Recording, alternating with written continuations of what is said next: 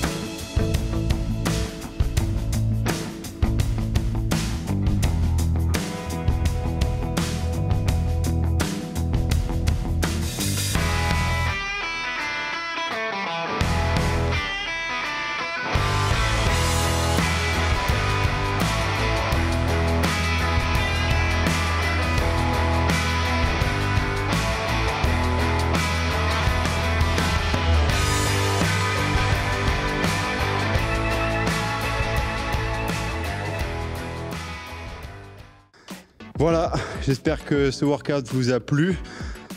Moi, bon, vous savez que souvent je vous répète, il faut être fier de son effort et c'est le plus important. Bon, pour être honnête, je suis pas très fier de mon effort sur ce workout, mais j'ai tout donné compte tenu de mes capacités de cette semaine et j'avais d'autres priorités dans la vie, comme je l'ai dit, bien plus importantes que ce workout. Mais c'était cool de se faire pousser à le faire. C'est comme je vous dis toujours, hein, des fois, on n'a pas toujours envie de faire les choses et il faut les faire. Donc c'était cool, je suis content après. Je suis pas content de mon score, mais je suis content de l'avoir fait. Et faut pas que je regarde cette vidéo à nouveau parce que sinon je vais m'insulter de me voir breaker les premiers bar muscle up. Mais ça va rejoindre ce que je vais vous donner comme conseil pour ce workout, parce que vous allez voir, je vais pas rentrer dans des conseils trop précis, dans le sens où je vais pas vous dire ok là sur les thrusters tu vas engager un tel, serre-toi bien du rebond, gaine-toi et tout. Ça c'est des choses que vos coachs en direct doivent vous dire et peuvent vous dire. Et moi je vais essayer d'insister sur des choses beaucoup plus on va dire terre à terre pour vous permettre de performer du mieux possible durant ce workout. Ce workout il est vraiment plus stratégique qu'on ne le pense, et quel que soit votre niveau vous allez terminer dans le même état que moi. Quoique je vous souhaite de terminer plus mal que moi, parce qu'au final j'ai fait mon mec fragile à pas me faire aussi mal que j'aurais dû me faire mal, mais voilà, j'avais pas, comme je dis, pas la tête, mais on va pas y revenir. Mais il faut terminer ce workout avec plus rien, il faut tout donner, c'est la fin de vos open, vous êtes donné un maximum, il faut avoir aucun regret, sinon vous allez devoir le refaire. Et surtout, comme je l'ai dit, c'est un workout stratégique. Quel que soit le score que vous allez faire, sauf si vous voulez passer votre premier bar muscle up, alors là c'est une toute autre stratégie mais que je n'aborderai pas dans cette vidéo parce que sinon Flo va m'insulter parce qu'elle est trop longue, mais on en parle plus longuement dans le podcast Stronger Things si vous voulez. On aborde les stratégies pour les personnes qui vont passer leur premier bar muscle up durant ce workout, donc allez écouter si ça vous intéresse. Mais pour revenir à nos moutons, ce workout il faut le commencer en ne se mettant pas dans le rouge et en gardant une certaine zone de confort, c'est très important. Vous avez vu, je suis parti. J'ai poussé bien sûr, mais j'étais pas du tout dans le mal. C'est-à-dire que quand je suis arrivé à la minute de récupération, durant laquelle vous n'allez pas récupérer, il faut que vous soyez pas dans la zone rouge. Il faut garder une certaine marge de confort. Et donc c'est tentant, je sais, dès le début du workout, de partir fort, on se sent bien, on a de l'énergie, c'est tentant de se dire allez j'enchaîne sans transition, et vous allez voir qu'après le 3e, 4e tour, pouf, il se passe quelque chose. Et une fois que vous avez franchi cette ligne, c'est très dur d'en revenir. Et pour ce workout, avec la deuxième partie où se joue le workout, il faut vraiment garder de l'énergie. C'est exactement comme je vous racontais les semaines passées, il faut savoir ne pas gagner beaucoup de temps au début. C'est-à-dire peut-être en perdre un peu, vous allez perdre un peu de temps en étant un peu en gardant ce coude, en étant un peu sur la réserve sur cette première partie de 5 tours. Oui, vous allez perdre 10, 15, 20 secondes, mais sur la deuxième partie, vous allez peut-être en gagner 40, 50, voire 1 minute ou plus. Si vous prenez l'exemple de mon ami Jay Crouch, qui hier a fait le workout là, je crois qu'il termine la première partie en 2,54. Moi, je termine en 3,21. Et on fait quasiment le même temps. Alors lui, à sa décharge, et comme il l'a très bien expliqué, il était en open announcement, du coup, automatiquement, il y avait les caméras. L'adrénaline, tu pars à bloc et il s'est cramé, mais il le sait, et moi j'aurais sûrement fait pareil avec les caméras. Donc c'est très dur de réaliser un workout en direct pour l'annoncement comme ça, comme il l'a fait hier.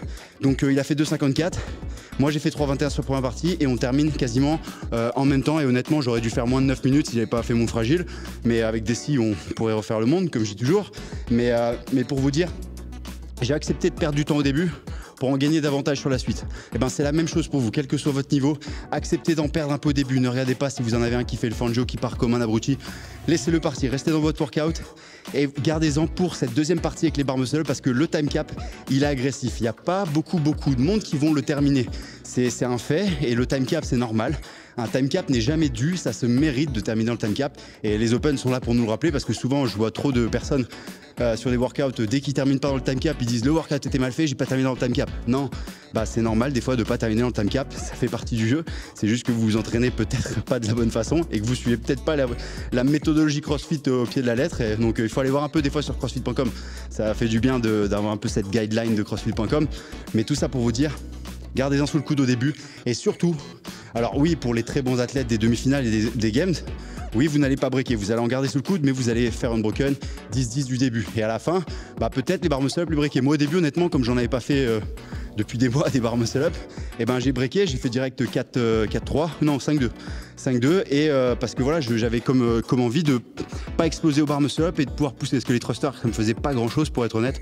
Et donc automatiquement, j'avais cette stratégie en tête pour essayer de réaliser le meilleur workout possible. Alors que des bar muscle, bah, en temps normal, je suis capable d'en faire 30 unbroken. Mais il faut avoir cette notion de stratégie et d'apprendre à se connaître. Ça, c'est un workout où il faut se connaître. C'est malheureux à dire, hein, mais plus vous vous connaissez, plus vous aurez la capacité de réaliser un bon temps suivant vos capacités pour ce workout. Et si, comme je l'ai dit, vous n'avez pas un niveau demi-finale ou CrossFit Games, ce que je vous souhaite un jour, hein, bien évidemment, et ben je vous conseille fortement de breaker dès le début. Même la série de 10-10, aussi bien en gymnastique qu'au niveau des thrusters, breaker même si vous êtes bien, même si vous êtes capable de faire les 10 thrusters unbroken, que vous savez que vous allez pêcher sur la suite, et ben ça revient à ce que je disais, accepter de perdre du temps au début pour en gagner davantage après. Donc breaker. Je prends l'exemple de, ça va pas lui plaire, de Julian, ce matin pendant le podcast Stronger Fins, qui m'expliquait que lui il était bon au thruster et que du coup il allait s'en servir pour faire une broken au début. Et ben je lui ai dit non, ne fais pas une broken au début, ne fais pas 10-10 unbroken, break ces 10 thrusters. Il l'a fait. Et au final, il m'a dit, bah ouais, t'avais raison, ça m'a permis de vraiment plus pousser à la fin.